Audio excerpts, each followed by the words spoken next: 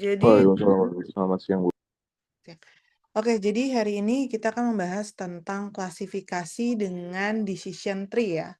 Gitu. Jadi di ini kita pertemuan ke-10.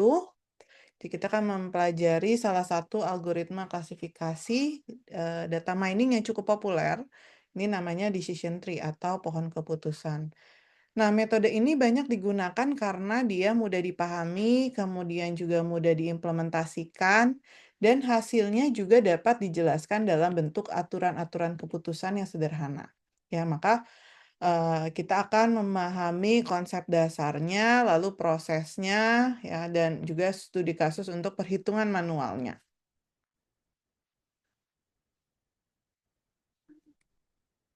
Oke, jadi kita masuk ke apa itu decision tree dan bagaimana cara kerjanya.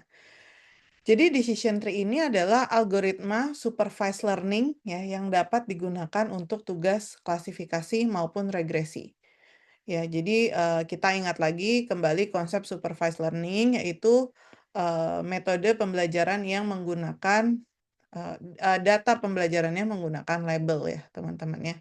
Jadi jangan sampai ketukar nanti dengan clustering gitu.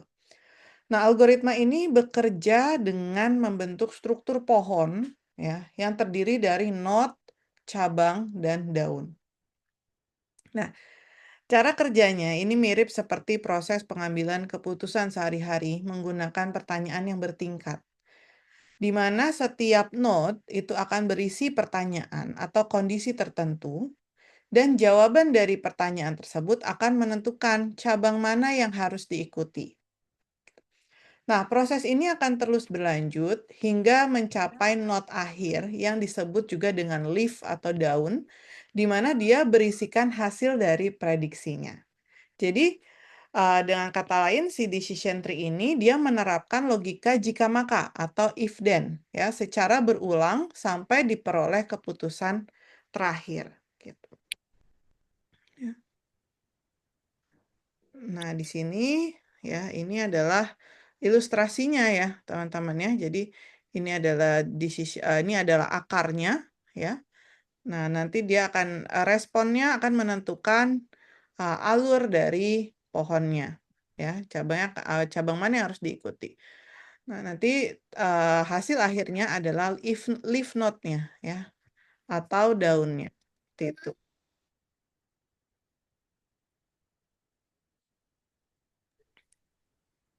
Itu.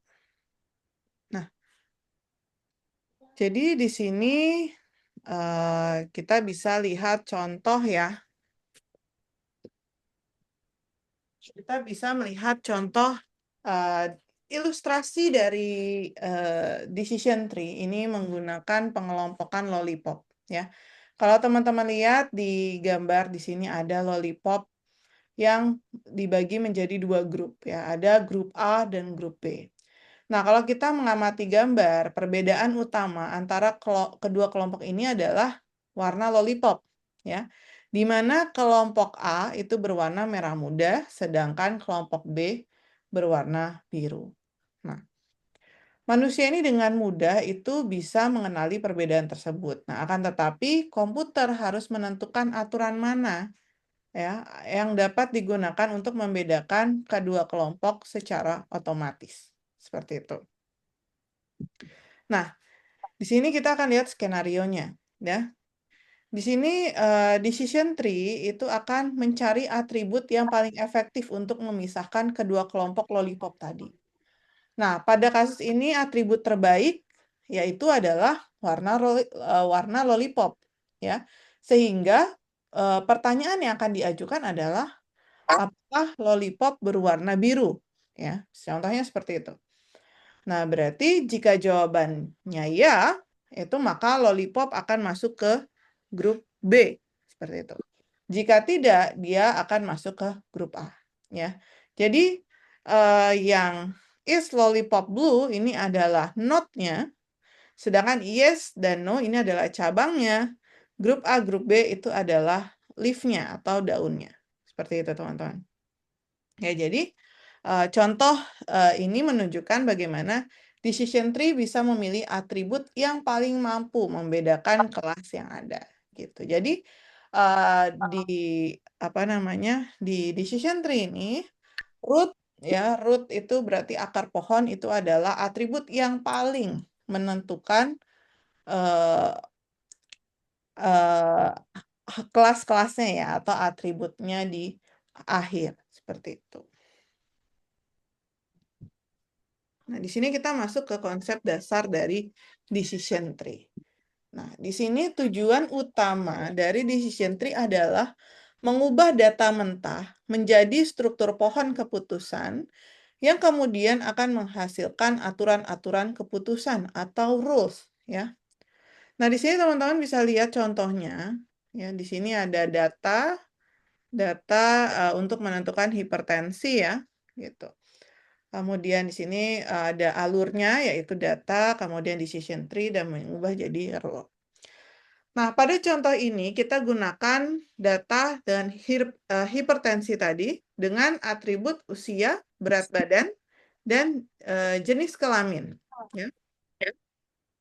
Kalau nama kita abaikan ya teman-teman ya. Jadi yang kita gunakan adalah atributnya usia, berat, dan kelaminnya. Nah, setelah diproses, data tersebut dapat menghasilkan pohon keputusan. Ya. Pohon keputusan seperti ini. Yang kemudian akan diterjemahkan menjadi aturan if-then. Ya, ini ya. Rule 1. If berat sama dengan average. Ya. Mana tadi? Berat average ya. Maka dia tidak hipertensi seperti itu. Atau berat sama dengan underweight, itu tidak hipertensi. Nah, rule yang kedua, if berat overweight dan kelaminnya wanita di sini, maka dia kemungkinan hipertensi. Nah, kemudian rule yang ketiga, if beratnya overweight, ya, kemudian jenis kelamin pria dan usianya muda, maka dia hipertensi dan seterusnya, gitu. Ya, ini adalah contoh dari alur dari decision tree. Nah, di sini kita akan melihat gambaran pemakaian decision tree. Ya, jadi pada contoh ini ya tadi ya, ini contoh yang hipertensi. Ya, target yang ingin diprediksi apakah seseorang mengalami hipertensi atau tidak.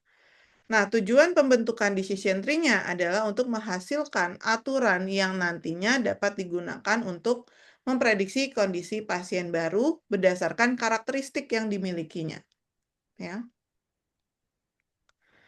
Nah, setelah proses pembelajaran selesai, maka diperoleh pohon keputusan dari 4 aturan utama. Nah, sebagai contoh, di sini jika berat badan seorang berada di dalam kategori average, atau ini OR ya, teman-teman ya. V ini adalah OR.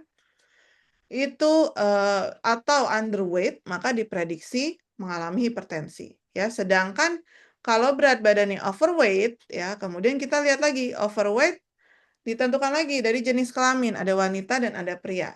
Nah, di rule kedua, jika overweight dan jenis kelaminnya wanita, maka dia diprediksi mengalami hipertensi. Nah, aturan-aturan seperti ini akan memudahkan pengguna memahami alasan dibalik prediksi yang diberikan oleh sistem. Gitu ya, teman-teman.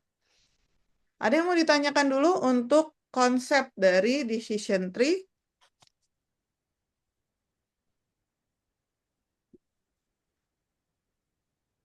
Oke, saya anggap masih bisa mengikuti ya. Oke, kita masuk ke perhitungannya ya. Nah, di sini untuk perhitungan dari decision tree, kita akan menggunakan yang namanya entropi. Nah, entropi ini itu adalah ukuran tingkat ketidakpastian atau ketidakhomogenan suatu data. Nah, semakin kecil nilai entropinya, maka data semakin homogen atau semakin murni. Sebaliknya, semakin besar nilai entropinya, maka data semakin acak dan sulit untuk dipisahkan. Nah, nilai entropi nanti akan berkisar antara 0 sampai dengan 1. Entropi bernilai 0 jika seluruh data berada dalam satu kelas. Entropi bernilai 1 jika distribusi kelas seimbang dan ketidakpastian berada dalam tingkat yang maksimum. Seperti itu, teman-teman. Nah, ini adalah rumusnya ya. Rumus untuk mencari entropi ini minus sigma PI log 2 PI gitu. Nah, nanti tergantung ya dari P-nya ya yang ada pada aturannya. Nah, kemudian di sini ada contohnya. Misalnya entropi rendah. Nah, entropi rendah itu biasanya misalnya 1 yes ya dan 7 no gitu ya. Jadi dia ketidakpastiannya minimum ya gitu. Jadi kalau di sini dilihatnya kepastiannya adalah dia no seperti itu ya. Nah, kemudian entropi tinggi. Nah, entropi tinggi berarti ketidakpastiannya dia tinggi, ketidakhomogenan datanya dia tinggi. Nah, berarti di sini contohnya di 3 yes dan 5 no. Seperti itu. Jadi si yes dan no ini hampir sama nilainya. Nah, kemudian yang entropi sama dengan 0. Nah, ini berarti datanya sudah homogen ya. Ya, kalau kita lihat semua nilainya adalah 0. Sedangkan yang entropi sama dengan 1 di sini berarti ketidakpastiannya itu maksimum ya, 4 yes, 4 no, seimbang gitu ya distribusi kelasnya. Gitu. Ini untuk entropi. Nah, kemudian selain entropi kita juga akan menggunakan information gain. Nah, information gain ini digunakan untuk menentukan atribut terbaik yang akan dijadikan node dalam decision tree. Nah, konsepnya adalah untuk mengukur seberapa besar pengurangan entropi setelah data dibagi berdasarkan suatu atribut. Nah, semakin besar nilai information gain-nya, maka atribut tersebut semakin baik dalam memisahkan data dan semakin layak dipilih sebagai node berikutnya. Karena setiap kali pohon akan membentuk cabang baru, algoritma akan selalu mencari atribut dengan information gain tertinggi. Nah, jadi di sini information gain itu rumusnya adalah entropi dari targetnya ya atau outputnya dikurangi dengan entropi atribut terhadap target gitu ya. Nah, selanjutnya kita akan di sini tentang mengapa menggunakan decision tree. Jadi decision tree ini memiliki beberapa kelebihan utama. Pertama, dia mudah untuk diimplementasikan. Kemudian yang kedua, hasil yang diperoleh sangat mudah dipahami karena berbentuk pohon atau aturan keputusan. Ketiga, proses klasifikasinya relatif cepat dan efisien. Jadi, karena alasan tersebut, decision tree ini menjadi salah satu algoritma yang paling banyak digunakan dalam analisis data. Nah, masalah apa yang cocok untuk decision tree? Ya, jadi decision tree ini sangat cocok digunakan pada data yang berbentuk atribut dan nilai kategori. Ya, contohnya ada kategori panas, sedang, dingin, dan seterusnya. Nah, metode ini juga efektif untuk masalah klasifikasi dengan output diskrit, seperti ya, tidak, lulus, tidak lulus, dan sebagainya. Selain itu, juga decision tree cukup fleksibel karena masih dapat digunakan walaupun tidak ada data yang lengkap. Nah, di sini kelebihan dan kekurangan ya. Jadi, selain memiliki kelebihan, decision tree ini juga memiliki beberapa kelemahan ya. Yang pertama, dia rentan terhadap overfitting ya. Apa itu overfitting? Overfitting itu adalah kondisi ketika model terlalu menyesuaikan diri dengan data pelatihan sehingga performanya menurun saat digunakan pada data baru. Selain itu, untuk data numerik yang kompleks, proses pembentukan pohon itu bisa menjadi lebih rumit dan menghasilkan pohon yang sangat besar. Nah, kemudian bagaimana kalau ada masalah overfitting ya? Nah, di sini ada pengembangan dari decision tree ya. Jadi untuk mengatasi masalah overfitting ada dua pendekatan utama. Yang pertama adalah pre-pruning. Itu adalah menghentikan pertumbuhan pohon yang lebih awal. Kedua, post pruning ini adalah memangkas cabang-cabang yang dianggap kurang penting setelah pohon selesai dibangun, ya. Kemudian juga ada pengembangan algoritma ya dari decision tree ya seperti metode atau algoritma C4.5, C5.0 atau mungkin juga conditional decision tree, random forest ya dan gradient boosted trees yang mampu meningkatkan performa dari klasifikasinya. Nah, di sini kita akan ke studi kasus, teman-teman. Ya. Jadi mungkin bisa diperhatikan ya. Decision tree ini akan kembali lagi dibahas pada semester depan ya, kalau masih ada mata kuliah SBP. Jadi di sini kita lihat ada jenis kelamin, ya. Atributnya ada jenis kelamin, ada asal SMA, kemudian menikah, ukuran program, dan kelulusan. Nah, targetnya itu adalah kelulusan. Gitu. Nah, di sini langkah pertama yang kita lakukan adalah membuat tabel kontingensi untuk setiap atributnya. Ya, jadi tabel kontingensi ini digunakan untuk menghitung distribusi kelas pada masing-masing nilai tersebut. Ya, jadi kalau kita lihat di sini jenis kelamin punya dua nilai ya, laki-laki, perempuan. Untuk asal SMA ada SMA dan SMK, nikah ada belum dan sudah. Ukuran program ada reguler dan ekstensi, untuk kelulusan ada tepat dan terlambat. Gitu. Nah, kemudian kita akan tadi membuat tabel kontingensi ya, teman-teman ya. Jadi kita akan melihat distribusi dari masing-masing nilai pada atributnya. Yang pertama adalah kelulusan. Ya, tadi kelulusan ada laki-laki dan ada jenis kelamin pertama ada laki-laki dan perempuan. Nah, kita akan lihat ya. Kita akan melihat distribusi dari kelasnya yaitu tepat dan terlambat ya. Untuk setiap nilai atributnya. Berarti kita lihat laki-laki yang lulusnya tepat itu ada 5. Kemudian perempuan yang lulusnya tepat ada 1. Kemudian laki-laki yang terlambat ada 3. Dan laki-laki yang terlambat ada, perempuan yang terlambat ada 1. Jadi total yang tepat ada 6. Yang terlambat ada 4. Jumlah laki-laki ada 8 dan jumlah perempuan ada 2. Sampai sini bisa dipahami, teman-teman?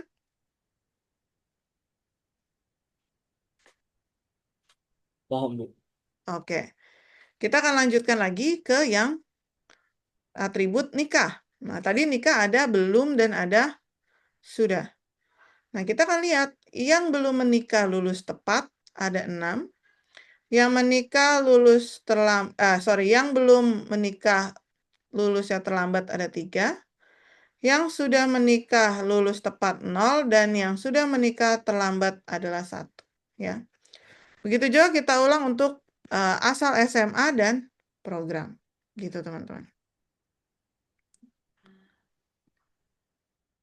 Nah, kalau sudah kita membuat tabel kontingensinya, langkah selanjutnya yang akan kita lakukan adalah menghitung nilai entropi dari keseluruhan datasetnya.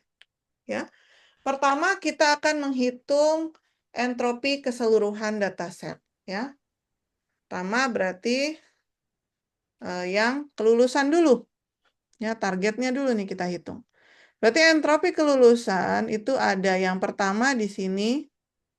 Ini untuk iya ya. Coba kita lihat dulu. Di sini tepat itu ada 1, 2, 3, 4, 5, 6. Oke, berarti yang ini untuk lulus tepat.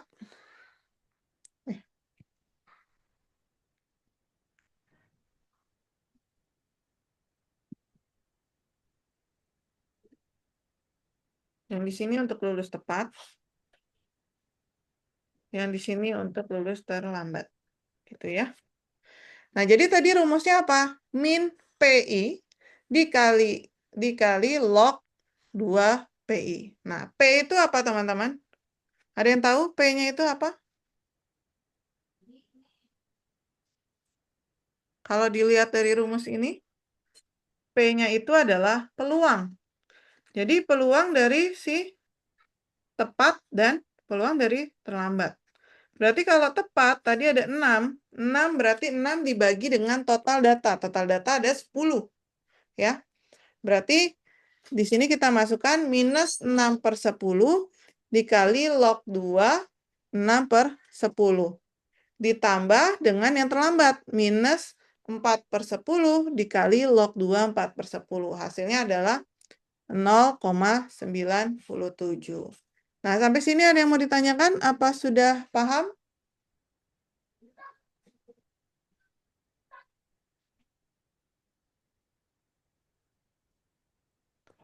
Bagaimana?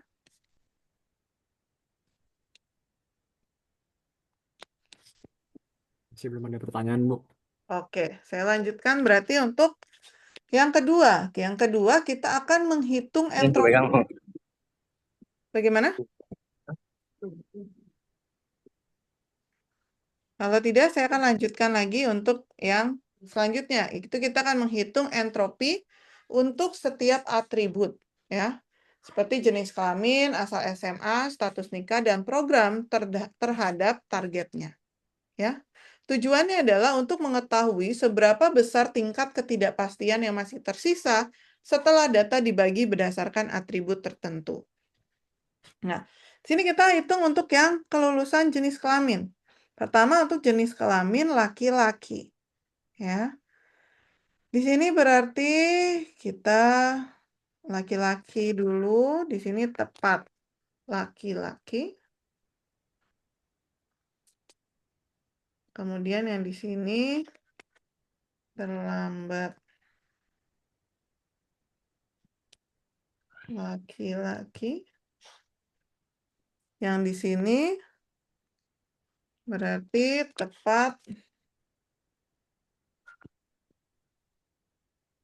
perempuan. Yang di sini terlambat ada perempuan. Oke, ya. Jadi kita akan mulai dari yang laki-laki. Nah, berarti di sini yang kita masukkan adalah kemungkinan laki-laki yang tepat ada berapa dibagi total jumlah data laki-laki. Ya, tadi laki-laki yang lulus tepat itu ada 5, sedangkan yang total laki-lakinya ada 8. Berarti minus 5/8 dikali log 2, 5/8. Kemudian yang terlambat, jadi ada 3 laki-laki yang terlambat, dibagi dengan 8, dikali log 2, 3/8. Sama dengan 0,95. Gitu. Kemudian ini yang perempuan. Perempuan tadi hanya ada 1, ya, 1 dari 2 orang untuk yang tepat, dan 1, 2 orang yang terlambat. Berarti minus setengah dikali log 2,5 ditambah minus setengah dikali log 2,5 sama dengan 1. Nah, ini untuk kelulusan jenis kelamin totalnya berarti 8/10 dikalikan 0,944 ya untuk yang laki-laki. Ini untuk laki-laki. Ini untuk perempuan. Ya, jadi untuk totalnya untuk peluang laki-laki berarti kan 8/10 dikalikan dengan entropinya tadi yang laki-laki itu adalah 0,9544.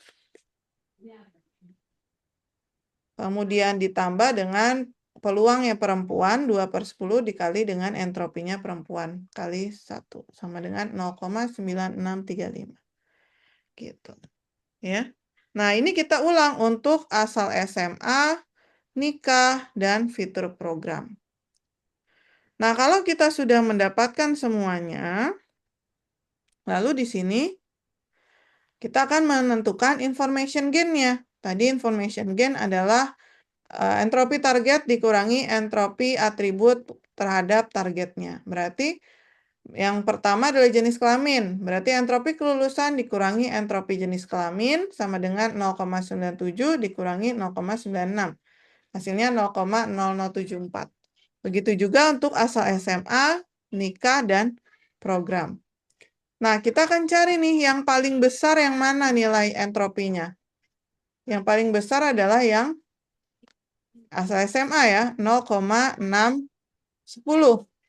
Sorry, 0,61. Nah, berarti kita akan jadikan yang asal SMA ini menjadi root-nya. Gitu, ya. Jadi dia akan menjadi akarnya yang dia mempunyai 2 cabang, SMK dan SMA. Nah, nanti kita akan mengulangi lagi. Untuk yang program, untuk kita cari yang cabang not selanjutnya ya, apakah tadi program ataukah jenis kelamin ya, atau sudah menikah seperti itu ya. Nah, di sini diketahui bahwa not selanjutnya untuk SMK adalah program dan SMA adalah tepat. Berarti kalau asalnya SMA sudah pasti dia lulus tepat gitu. Ya. Ini selanjutnya kita akan cari yang SMK nih. Nah, berarti kalau kita mau cari SMK, data yang kita pakai hanya data yang asal dari SMK saja. Gitu. Ya. Jadi di sini hanya menggunakan 5 data. Nah, kita ulangi dari entropi keseluruhan. Nah, kenapa yang SMA kok langsung mendapatkan lift? Nah, karena kita lihat lagi. Di asal SMA, di sini datanya sudah homogen, teman-teman. Ya. Jadi di sini sudah hanya ada tepat 5 dan terlambatnya 0.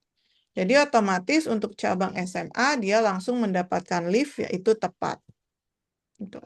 Nah, ini kita ulangi untuk SMK. Jadi yang kita pakai hanya data yang memiliki nilai SMK saja, yaitu ada 5 data. Nah, ini hasilnya.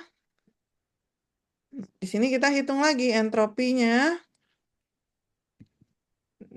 Ya, dan hasil information gain-nya yang paling besar adalah yang jenis kelamin. Nah, berarti setelah program ada ekstensi dan ada reguler. Nah, kita lihat untuk yang sini tadi program ya.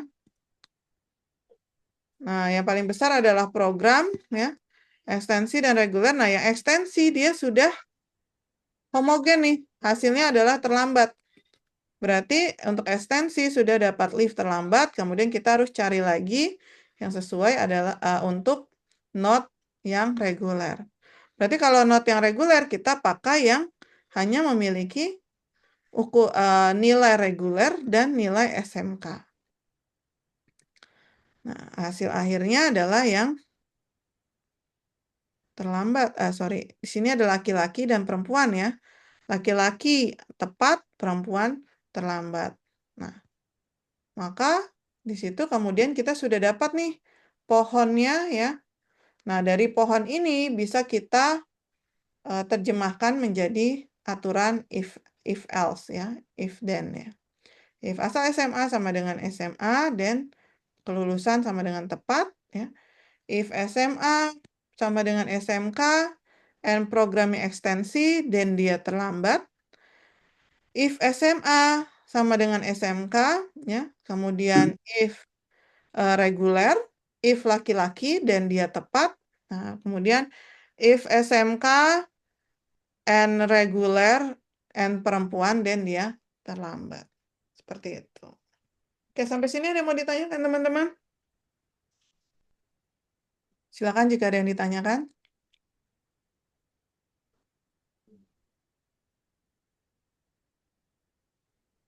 Untuk decision tree.